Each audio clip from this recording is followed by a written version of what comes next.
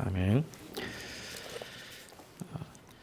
그 초인처럼 벌어서 천사같이 쓴다라는 한 기사가 있어서 한번 보았습니다. 그랬더니 휠체어가 없어서 운동을 하지 못하는 그 장애인 육상 선수를 위해서 이 강릉에서 고성까지 한 108km가 되는데 그 거리를 뛴 여대생이 있더라고요.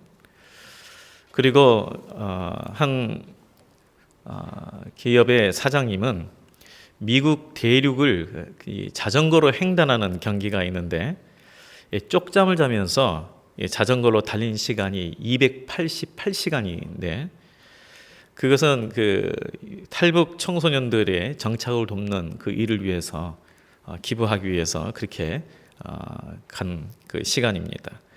또 어떤 사람은 기부 마라톤을 하는데 4년간 그 사람이 뛴 거리가 4,500km라고 그래요. 그래서 이렇게 우리가 생각할 때는 참 초인처럼 이렇게 활동을 하면서 천사같이 쓴다. 그 기부받은 돈을 가지고 어려운 사람을 돕는 그러한 그 기사를 보았습니다. 그래서 이처럼 이렇게 최선을 다하면서 사는 모습이 아름답고 참 도전이 됐는데, 그렇다면 영혼을 구원하기 위해서 사도 바울 같은 분이 전도한 거리는 얼마 될까? 또 이런 생각이 들더라고요. 그래서 한번 좀 살펴봤더니 1차 전도 여행 거리가 약 2,000km입니다. 2,000km. 오늘 지금 현재 우리가 본문을 읽고 있는 지금 현재 전도 1차 전도거든요. 2차 전도 여행 거리는 10,000km입니다. 그리고 3차 전도 여행 거리는 15,000km가 정도 됩니다. 그러니까 1차, 2차, 3차 전도 여행 기간 동안 그 거리가 대충 27,000km 정도 됩니다. 지금처럼 뭐 교통이 발달되지 않아서 주로 도보로 가는 그런 시대 아닙니까? 그런데 뭐 도중에 뭐 사람들에게 핍박을 받아서 돌로 맞고 태장으로 맞고 뭐 채찍으로 맞고 뭐 여행의 위협, 굶주림 뭐 이런 모든 걸 다 제외하고 도보로 그냥 걷는 것도 그만큼 30,000km 가까이 되는 그런 거리예요. 그만큼 주님의 명령과 복음 증거를 위해서 삶을 던진 이 사도 바울인 것을 알 수가 있습니다. 그래서 어떤 상황에서도 그는 그 사명을 포기하지 않았습니다.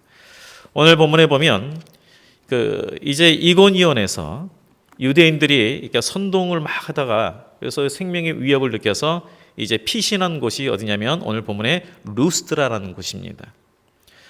이고니온에서 한 45km 정도, 하루길 정도 되는 그런 거리입니다. 그리고 이 루스드라는 곳은 로마의 퇴역 군인들이 주축이 되어서 세워진 도시예요.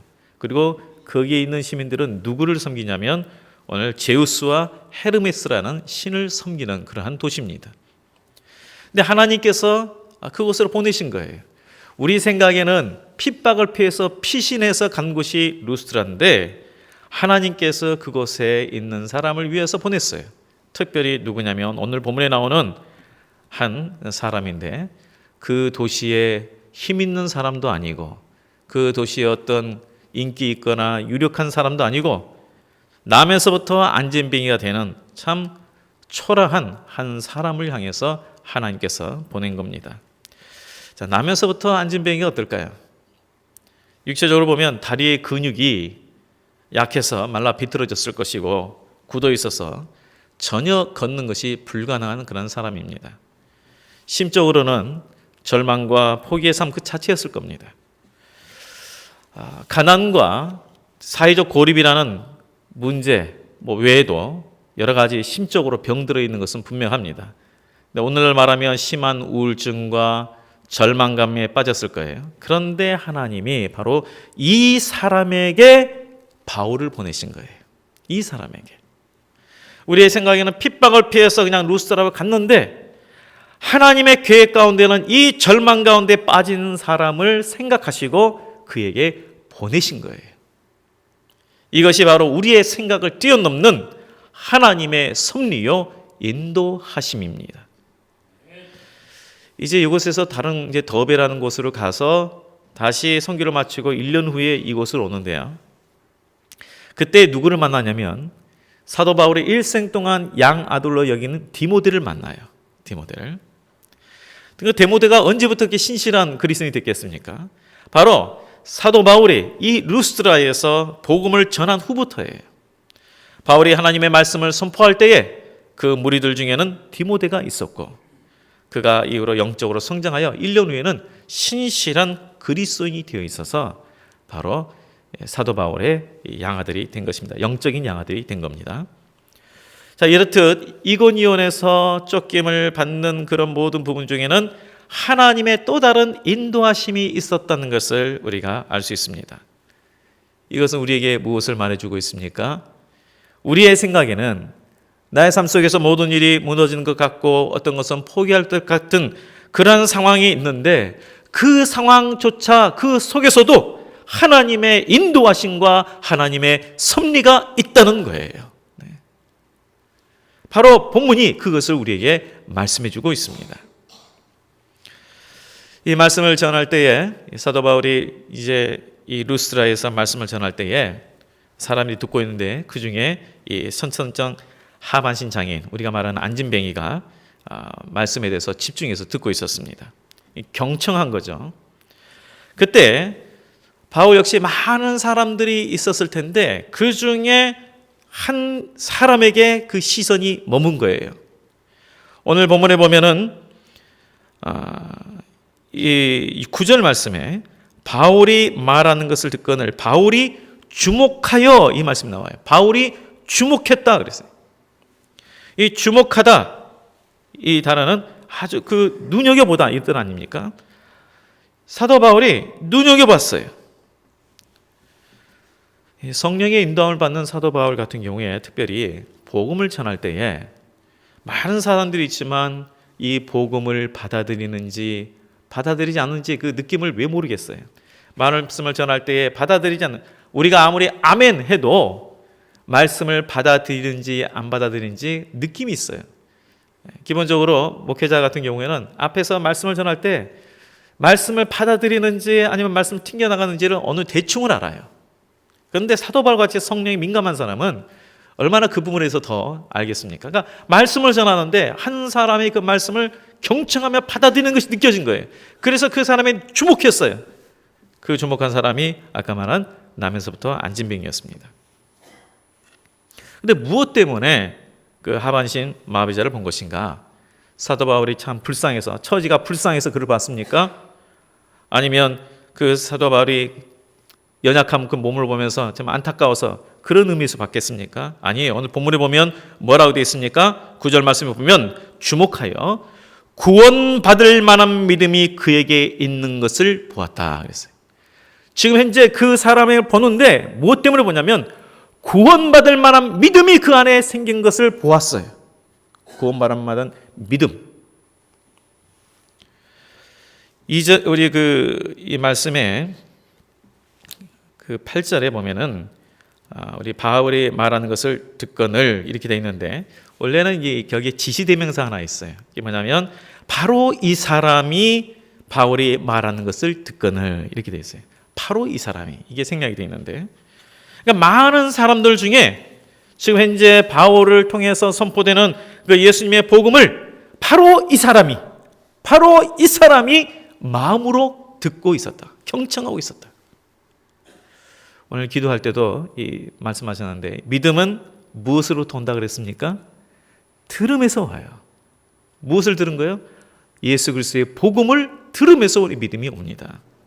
근데 여기서 듣다라는 것은요, hear, 우리가 말하는 그냥 듣는 게 아니에요.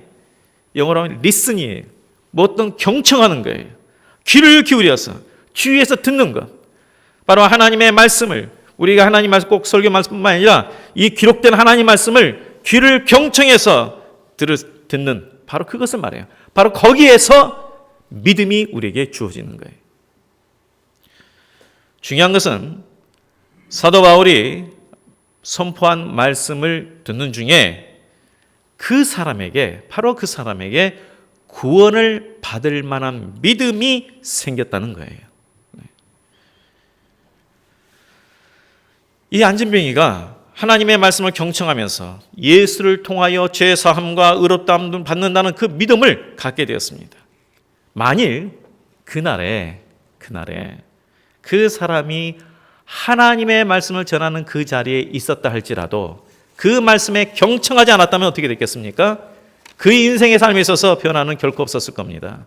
그냥 안진뱅이의 삶에서 끝났을 거예요. 그러나 그가 하나님 말씀을 경청했기에 삶의 새로운 변화를 가져왔습니다.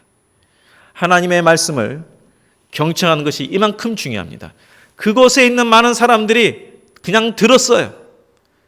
경청한 것이 아니라 그냥 들었어요. 그러나 이 사람은 경청했어요. 마음으로 들었어요. 내가 이 하나님의 말씀, 꼭 지금 설교 말씀만 말하는 게 아니에요. 우리 기록된 이 하나님의 말씀을 마음으로 내 귀로 경청하지 않고는 하나님과의 관계가 제대로 이어질 수가 없습니다. 사도 바울이 그래서 그 사람에게서 성령이 인도하신 것을 느끼고 그에게 큰 소리로 명령하죠. 그게 10절이 나오는데 뭐라고 그랬는지 보십시오. 10절에 큰 소리로 이르되 내 발로 바로 일어서라, 이렇게 큰 소리라게, 그냥 조그맣게 다가가서 일어서라 이게 아니에요. 큰 소리, 모든 사람이 듣게 큰 소리로 내 발로 일어서라, 바로 일어서라 라고 그렇게 명령합니다. 바로 그것은 그 사람에게서 구원 얻을 만한 믿음이 있음을 보았기 때문이에요. 근데 이것이 사도 바울의 개인만의 판단이 있겠습니까? 아니에요. 하나님의 관심이에요. 하나님께서 그 사람을 위해서 보냈기 때문에 그 사람의 믿음을 보게 된 것입니다. 근데 여기서 보면 이 바로 일어서라 이 말씀에도요, 이 바로라는 말에 즉각이라는 뜻이 아니고요, 쭉 펴서 일어서라 이 뜻이에요. 그러니까 수십 년 동안 한 번도 남에서부터 걷지 못한 사람이니까 다리가 근육이 힘이 없을 거 아닙니까? 정말 뼈만 남았을 거예요. 근육이 힘이 없어서. 그리고 옹그라져 있겠죠, 이렇게. 그런데 그래서 명령한 거예요. 펴서 똑바로 일어서라 이런 뜻이에요. 바로 일어서라는 뜻은 즉각적이 아니에요. 참 우리가 이 말을 들으면 얼마나 허무맹랑합니까? 아니, 예전에 무슨 잘 걷다가 사고가 나가지고 이게 다친 사람 같은 경우에는 그래도 일어서라면 예전에 그래도 그 경험이 있으니까 무의식적이라도 그 말 듣고 한번 일어서기라도 해보는데, 아니 이 사람은 한 번도 걸어본 사람이 아니에요. 근육도 지금 이제 힘이 없어요. 오그라져 있어요. 그런데 지금 바로 펴서 일어나라 이렇게 명령할 때에 아마 그 마음에 구원받을 만한 믿음이 없었더라면 뭐라 하냐면, 이 사람이 지금 현재 미쳤나? 지금 뭐 하는 거야? 왜 소리쳐? 아마 그랬을 거예요. 그런데 이 사람에게서 구원받을 만한 믿음이 일어나니까 지금 우리가 생각된 상식적으로 보면 도저히 이해가 안 되는 그 상황인데 그 말씀에 어떻게 했어요? 그 말씀에 순종하여 일어섰어요. 이게 참 대단한 거예요. 우리의 머리의 생각으로는 도저히 이 말에 순종할 수 없는 그런 상황인데 바로 일어서라 하니까 그 안진뱅이가 바로 일어섰습니다. 이게 뭐예요? 이 구원받을 만한 믿음은 하나님의 역사를 가져온다는 것을 다시 한번 우리에게 말씀해 주고 있어요. 믿음의 역사는 바로 이거예요. 오늘날 우리에게 이러한 믿음이 필요합니다. 교회는 다니지만 하나님께 집중하고 말씀대로 순종하는 믿음을 찾기 힘든 시대가 되어가고 있습니다.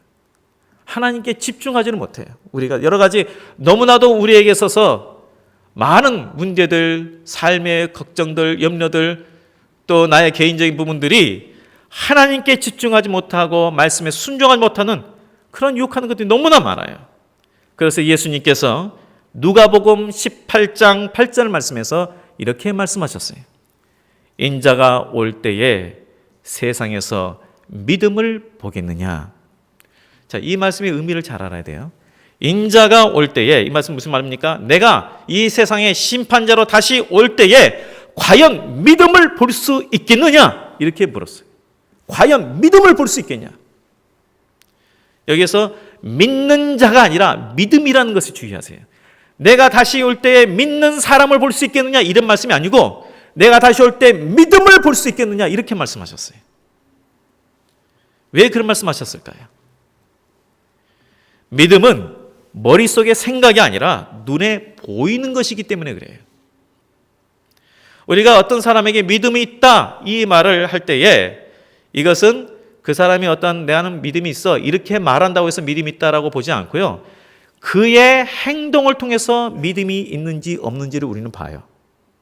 그의 삶을 통해서 믿음이 있는지 없는지를 우리는 본다고요. 무슨 말이에요? 믿음은 보여지는 거예요. 믿음은 볼 수 있는 거예요. 추상적인 개념이 아니에요.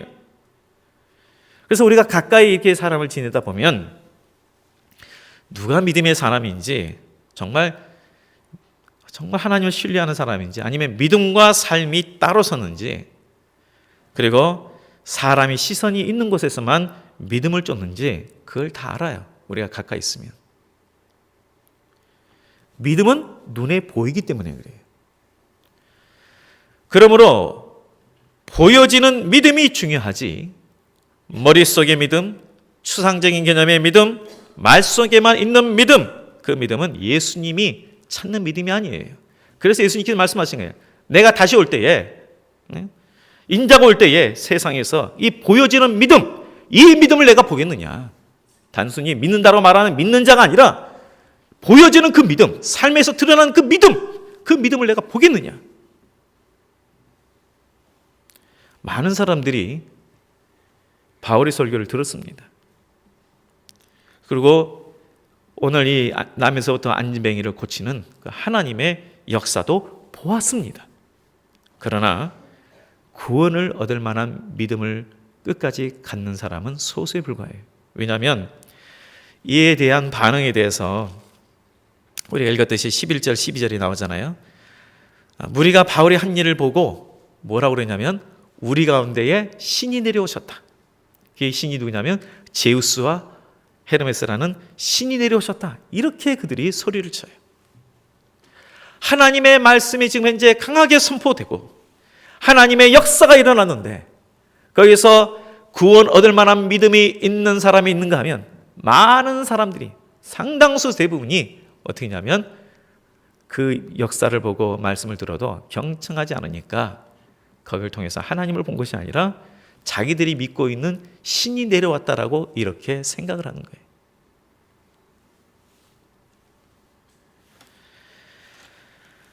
그래서 우리가요 너무 기적 바라지 마세요. 기적이 일어나도 그것이 하나님을 알게 하는 것은 아니에요. 우리가 믿음을 갖는 데 도움은 될 수 있지 모르지만 그것이 믿음을 가져오는 것은 아니에요. 그러므로 우리가 하나님 말씀을 경청하고 사모함으로 그 하나님의 말씀을 대하는 것이 믿음에 있어서 절대적으로 필요합니다. 내가 좋아하고 정말 이거 따를 수 있는 그런 부분만이 아니라 우리에게 주신 모든 말씀을 우리가 사모하고 경청해야 돼요. 모든 말씀. 그래야 참된 믿음을 가질 수가 있어요. 우리가 가난한 나라에 그 여러 가지로 돕는 그 우리 단체 중에 월드비전이라고 있습니다. 잘 많이 들어보셨죠? 월드비전. 현재 그 회장인 리처드 스턴스라는 사람은 참 잘 나가는 직장을 다니다가 이제 이 월드비전에 전시적으로 헌신하게 됐는데 그가 쓴 구멍난 복음이라는 책이 있습니다. 책 이름이 참 재밌죠? 구멍난 복음. 그쪽에서 어떤 그 친구 이야기를 언급하는데 이게 뭐냐면 그 친구가 신학생일 때에 한 가지 실험을 했다 그래요. 창세기부터 요한계시록 끝까지 성경을 읽으면서 인간에 대한 하나님의 그 사랑 그리고 이 땅에서 우리가 하나님의 공의를 행하는 그 하나님의 정의 이 말씀에 대해서 밑줄을 쳤대요. 밑줄을 쳤더니 2000구절 정도 되더래요.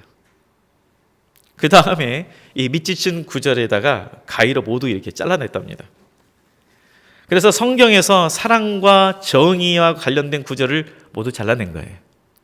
그 결과 어떻게 됐겠습니까? 남는 것이 온통 구멍투성인 누더기뿐이라는 거예요.